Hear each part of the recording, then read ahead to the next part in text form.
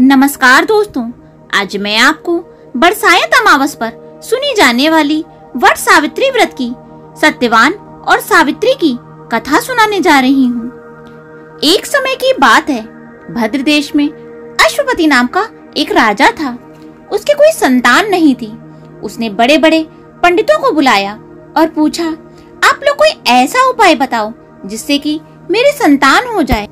पंडित बोले, आपके भाग में संतान तो एक लड़की लिखी है, लेकिन 12 वर्ष की आयु में ही वह विधवा हो जाएगी। तो राजा बोला, विधवा हो जाएगी तो कोई बात नहीं, कम से कम संतान तो होगी, मेरा निपोता नाम तो नहीं रहेगा। तब राजा ने पंडितों के कहे अनुसार खूब यज्ञ होम आदि करवाए। यज्ञ होम करवाने के फलस्वरूप राजा के घर एक कन्या का जन्म हुआ, जिसका नाम सावित्री रखा गया। तब पंडितों ने सावित्री की जन्म पत्री देखकर कहा कि जिस दिन यह कन्या 12 वर्ष की होगी, उस दिन इसका विधवा हो जाने का योग है, इसलिए इससे पार्वती जी और बरसायत अमावस की पूजा जरूर करवाएं। जब सावित्री बड़ी हुई तो उसका विवाह सत्यवान के साथ कर दिया गया। सावित्री के सास ससुर अंधे थे, वो उनकी बहुत सेवा किया करती। सत्यवान जंगल में से लकड़ी काट कर लाया करता था। सावित्री को ये बात पता थी कि जिस दिन वह 12 वर्ष की होगी, उस दिन उसके पति की मृत्यु हो जाएगी। जिस दिन सावित्री 12 वर्ष की हुई तो उसने अपने पति से हाथ जोड़कर बोला कि आज मैं भी आपके साथ लकड़ी काटने चलूंगी। सत्यवान बोला, अगर तुम मेरे साथ चलोगी तो मेरे अंधे माता पिता की सेवा कौन करेगा? लेकिन वह नहीं मानी। सावित्री ने अपने सास ससुर से सत्यवान के साथ जाने की आज्ञा ले ली और सत्यवान के साथ जंगल चली गई। जंगल में जाकर सावित्री तो लकड़ी काटने लगी और सत्यवान एक पेड़ की छाया में सो गया। उस पेड़ में एक सांप रहा करता था। उसने सत्यवान को डस लिया, जिससे सत्यवान की मृत्यु हो गई। अब सावित्री अपने पति को गोद में लेकर विलाप करने लगी। संयोगवश उसी समय शंकर जी और पार्वती जी वहां से गुजर रहे थे, तो सावित्री ने उनके पैर पकड़ लिए और रोते हुए बोली कि मेरे पति के प्राण वापस कर दो प्रभु। शंकर जी बोले कि आज बरसायत अमावस है, अगर तू पूरी विधि और श्रद्धा से बड़ के पेड़ की पूजा करेगी तो तेरा पति अवश्य जिंदा हो जाएगा। तब सावित्री ने खूब प्रेम से बड़ की पूजा करी और पत्ते के गहने बनाकर पहने। पत्ते के गहने पहनते ही हीरे मोती के हो गए। इतने में धर्मराज वहां आ गए और उसके पति को ले जाने लगे।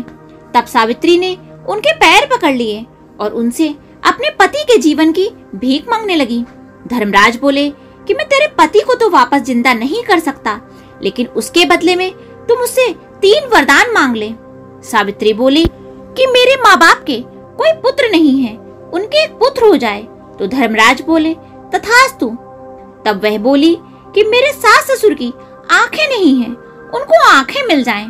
धर्मराज फिर बोले, तथास्तु। आखिरी में वह बोली, मुझे सत्यवान के साथ 100 पुत्र हो जाएं। और धर्मराज बोले, तथास्तु। इसके बाद धर्मराज सत्यवान को ले जाने लगे। तो सावित्री बोली कि हे महाराज, अगर आप मेरे पति को ही ले जाएंगे तो मुझे 100 पुत्र कैसे होंगे? तब धर्मराज ने कहा, हे सती, तेरे भाग में सुहाग तो नहीं था, लेकिन बरसायत अमावस और पार्वती जी की पूजा करने से तुझे तेरा सुहाग वापस मिल गया।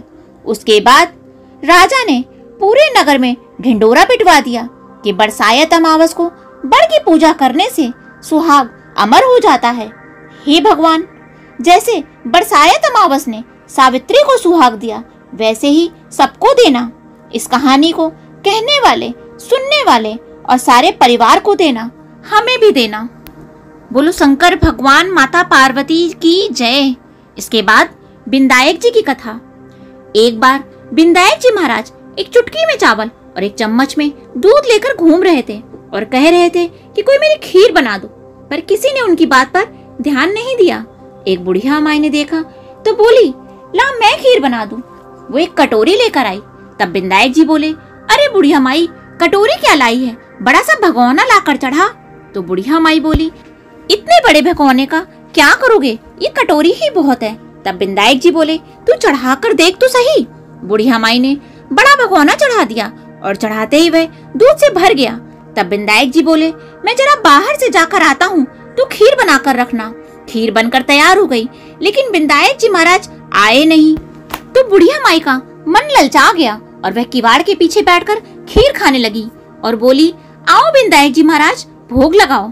इतना कहते ही बिंदायत जी महाराज आ गए और पूछने लगे, बुढ़िया माई खीर बन गई क्या? तो बुढ़िया माई बोली, हाँ बन गई, आओ जीम लो। तब बिंदायत जी बोले, मैं तो जीम लिया। तो बुढ़िया माई बोली, आपने कब जीमा?